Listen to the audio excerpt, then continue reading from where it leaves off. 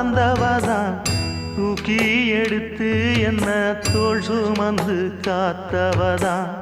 தூளி படுக்கையிட்டு தூங்க பாட்டு படிச்சவதான்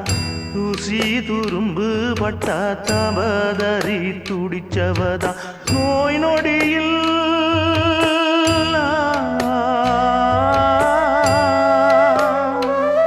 நான் நோய் நொடியில் விழுந்தா அவ பாய் படுக்க இழந்தா தன் வாய் வைத்த மறந்து என்ன கோயில் கோலம் சுமந்தா அன்னமே அன்னமே